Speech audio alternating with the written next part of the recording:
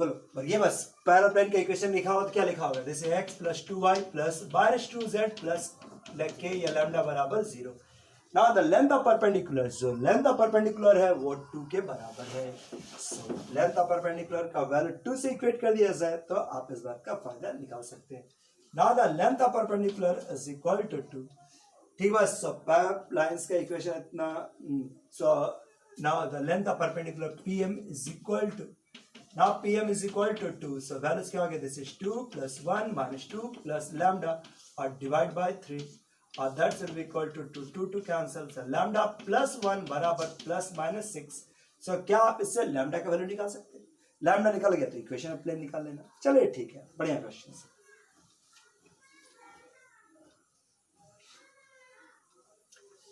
Next question,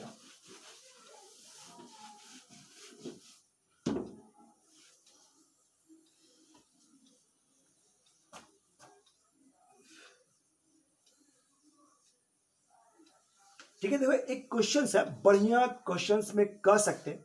क्या बोला, ए plane is, question number 5, बहुत ही अच्छा क्वेश्चन, 4 या 6 नंबर तक आता है क्वेश्चन। सुनो क्या लैंग्वेज है, if the plane is at constant distance p from origin.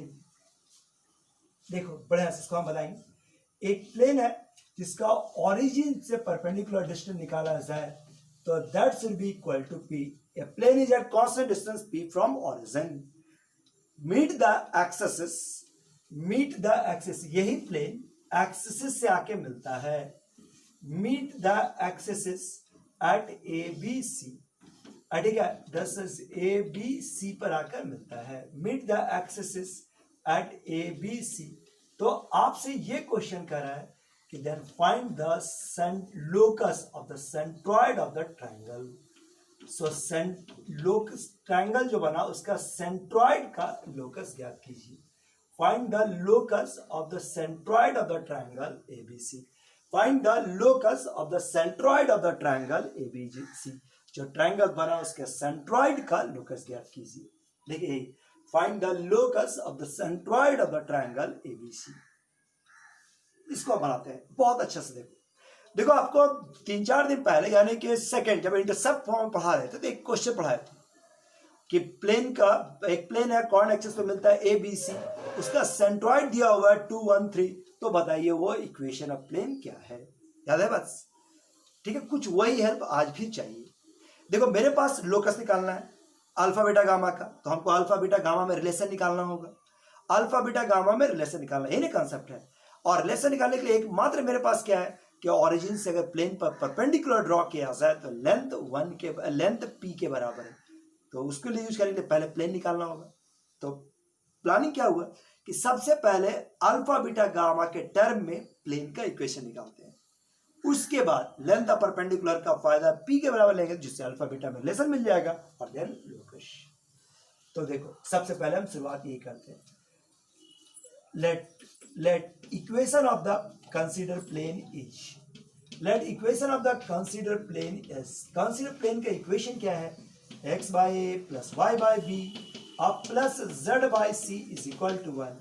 so बताओ, so intercept on the axis, so intercept on axis, axis पर intercept कितना हो जाएगा, तो this is a b c respectively, क्या यहाँ पे वर्टिकल, हेंस ए का कोऑर्डिनेट क्या हो जाएगा, हेंस ए बराबर दिस इज a 0 0, b बराबर दिस इज 0 b 0 और c बराबर 0 0 c। अरे बस, सो इंटरसेप्ट कितना कितना हो जाएगा, मतलब A B C, intercept on the axis are A B C, so A B C का कोऑर्डिनेट इतना आ गया। ऐसा ही क्वेश्चन बनाए थे उसको भी, अगर कोई भूल गया तो वो लोग क्वेश्चन उलट के देख लो कि हम सेंट्रॉइड दिया हुआ तो इक्वेशन कैसे निकाले थे। तो हम अभी अल्फा बीटा गामा के टर्म में निकालने की कोशिश कर रहे हैं। Now centroid is, now centroid का फॉर्मूला तो क्या हो जाएगा, a plus 0 by 3, b by 3, c by 3 और that should be equal to alpha beta gamma. So a का वैल्यू क्या आ गया 3 अल्फा, b बराबर 3 बीटा और c बराबर 3 gamma. So equation of the plane is, ठीक है, प्लेन का इक्वेशंस क्या हो गया, so this is x by 3 alpha, y by 3 beta और z by 3 gamma is equal to 1। So plane का इक्वेशंस क्या आ गया? So x/3 alpha, y/3 beta, z/3 gamma. इतना दूर से हम प्लेन का इक्वेशन निकाल लिए। ठीक, बस अब मेरे पास अल्फा बीटा गामा में रिलेशन निकालने की एकमात्र हेल्प है कि length of perpendicular from origin of the plane is p। क्या ये बात समझ में आ रहा है? बोलो समझ में आ रहा है? तक मिटाएंगे इसको। सबसे पहले हमको निकालना क्या था? लोकस। ठीक है, लोकस निकालना था, तो हम लोकस अल्फा बीटा गामा मान लिए। अल्फा बीटा गामा के टर्म में रिलेशन निकाले, रिलेशन निकालना चाहते थे, तो रिलेशन निकालने के लिए एकमात्र हेल्प था कि हमको length of perpendicular is equal to p। तो उसके लिए हम पहले प्लेन का इक्वेशन निकाल दिए ना, मिटाने जा रहे हैं ना। अब हमारे पास हेल्प है कि length of perpendicular from origin is p। Now length of perpendicular from origin, length of perpendicular from origin is equal to क्या है? p। now length of perpendicular from origin is equal to p। so यहाँ पर क्या हो जाएगा? so here 0 0 0 -1 और divide bye 1/3 alpha का whole square, 1/3 beta का होल स्क्वायर और 1/3 गामा का होल स्क्वायर, और that should be equal to p। now length of perpendicular is equal to p। now squaring कर दिया sir, so 1/9 alpha square, 1/9 beta square और 1/9 gamma square, और that should be equal to p square. Cross कर लो, ठीक है, इसको cross कर लो तो आराम से निकल जाएगा।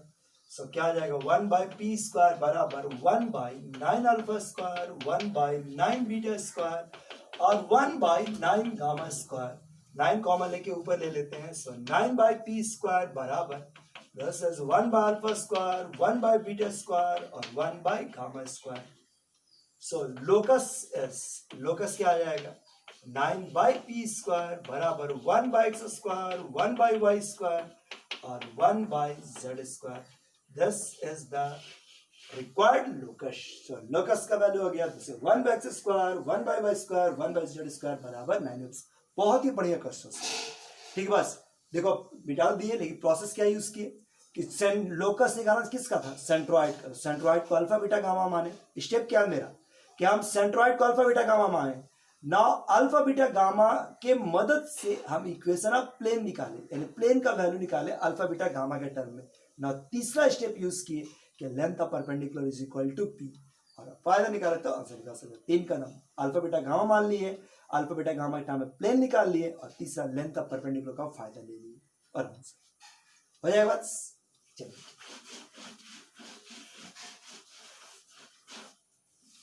चलिए जी, ये तो हम लोग एक टॉपिक पढ़ते हैं, लेंथ ऑफ परपेंडिकुलर का फायदा लेते हुए। अब क्वेश्चन देखो, जल्द इसको एक बार फिर देख लेना। अब आगे बढ़ो। नेक्स्ट टॉपिक देखो, how to find the perpendicular distance। how to find the perpendicular distance how to find the perpendicular distance between parallel lines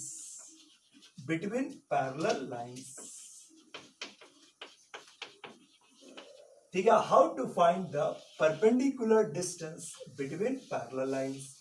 parallel line के बीच का डिस्टेंस आप कैसे निकालेंगे? दो लाइन दिया हुआ है जो आपस में पैरेलल है, पैरेलल प्लेन्स है, लाइन पैरेलल प्लेन के बीच का दूरी कैसे निकालेंगे? तो देखो पैरेलल प्लेन्स का इक्वेशन है ax plus by plus z अब प्लस d1 बराबर 0, और ये प्लेन्स का इक्वेशन है this is ax plus by plus cz अब प्लस d2 बराबर 0।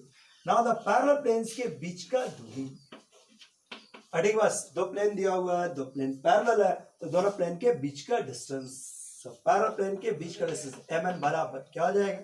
सो फॉर्मूला में आपका आएगा सीधे d1 माइनस d2 और divide by root under this is a square, this is b square और ये c स्क्वायर। यही आपका कॉन्सेप्ट है। ध्यान रखना कि coefficient of x y z दोनों में सेम आ जाए। मान लो किसी में डिफरेंट रहा तो कॉमन में लेके सेम कर लेना, लेकिन दोनों में सेम करना जरूरी है। Coefficient of x y z must be same in both equation.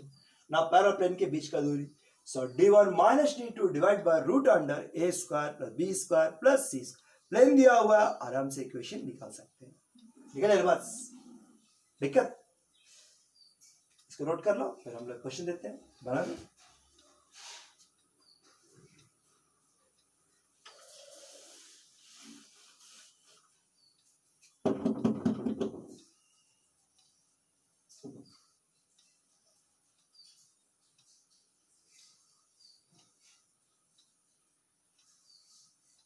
चलो शुरुआत करते हैं।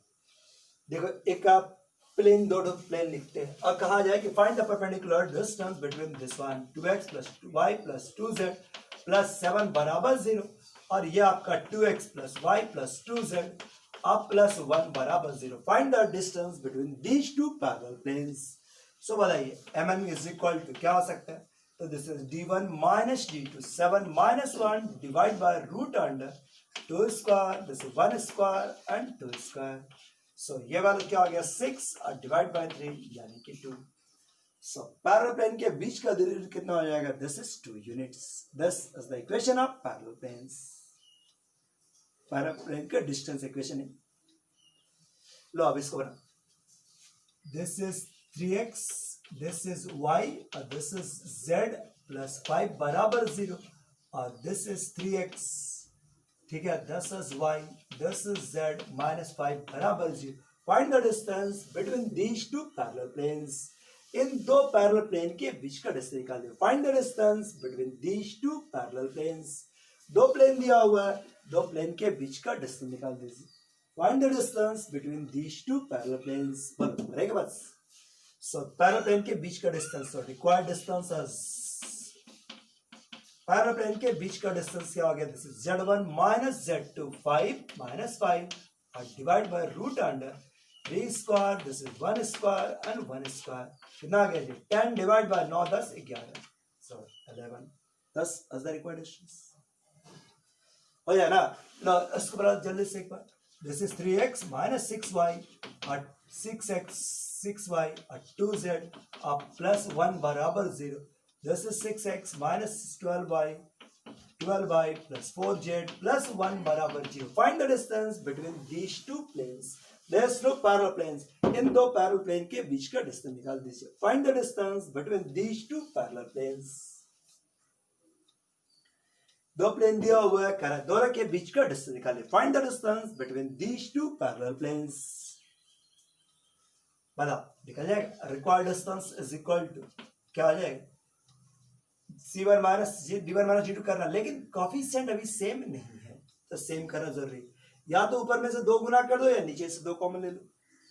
ऊपर में 2 गुना कर देते हैं। सो इक्वेशन क्या हो जाएगा, this is 6x minus 12y, this is 4z और प्लस 2 बराबर 0 और नीचे वाला जस्ट का था 6x minus 12y plus 4z plus 1 बराबर 0। दोनों के बीच का distance 2 minus 1 divide by root under 6 square minus 12 का स्क्वायर और दिस इज 4 का स्क्वायर और जो आएगा वो रिक्वायर्ड डिस्टेंस। दिक्कत हो जाए ऐसे क्वेश्चंस। लो इसको बनाता हूं,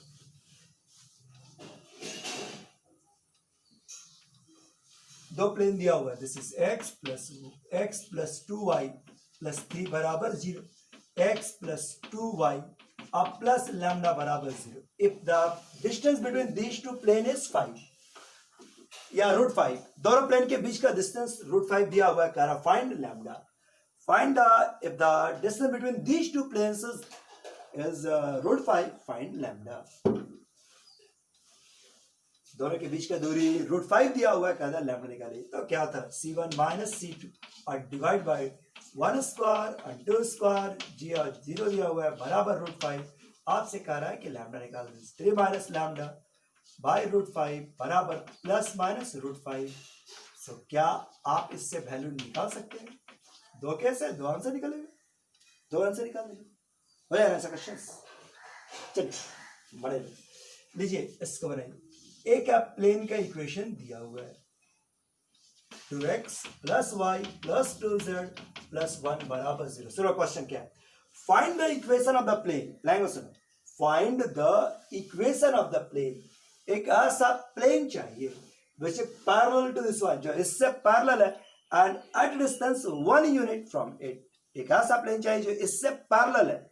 जैसे बोलेगा तो ये पैरेलल बोला, नाम इक्वेशन यही हो गया। This is 2x plus y plus 2z plus lambda बराबर 0। एक ऐसा प्लेन चाहिए जिससे पैरेलल, जैसे पैरेलल बोला इक्वेशन दिस वन। अब क्या बोला कि दोनों के बीच का दूरी कितना है, 1 यूनिट के बराबर। एक ऐसा प्लेन चाहिए जो इससे पैरेलल है और 1 यूनिट के डिस्टेंस पर है। यही क्वेश्चन हो गया। हाँ, mn इज इक्वल टू दोनों के बीच का दूरी इज इक्वल टू 1 फायदा लो 1 minus lambda divide by 2 square, जैसे 1 स्क्वायर और 2 स्क्वायर, और that should be equal to 1। So 1 minus lambda, ठीक है जी, निकाल चले 1 माइनस लैम्डा डिवाइड बाय 3 बराबर प्लस माइनस 1, 1 माइनस लैम्डा बराबर प्लस माइनस 3। सो क्या आप इससे लैम्डा निकाल सकते हैं? सो लैम्डा का वैल्यू अगर 3 लेता है तो -2, अगर -3 लेता है तो 4। सो लैम्डा निकल गया। Now equation of plane can be written, हो जाएगा। एक क्वेश्चन देखो, दो प्लेन दिया हुआ है, नहीं ऐसा, this is x plus 2y और 2z plus x plus 2y plus 5z plus 1 बराबर 0, x plus 2y plus 5z minus 7 बराबर 0। क्या बोला? Find the equation of the mid parallel plane. Mid parallel plane निकालना है। Find the equation of the mid parallel plane. ठीक है, बस mid parallel plane का इक्वेशन निकालना है। Find the equation of the mid parallel plane, मतलब दो तो पैरेलल है ही, ये आपस में पैरेलल है, नहीं, दोनों इक्वेशन दिया हुआ है, ये इसका इक्वेशन है, ये इसका इक्वेशन है। कहा कि एक मिडिल में चाहिए, अब पैरेलल प्लेन निकालना है। बताओ कैसे बनाए? मिडिल प्लेन इक्वेशन निकालिए। Find the equation of the middle parallel plane. Mid parallel plane का इक्वेशन निकाल दीजिए।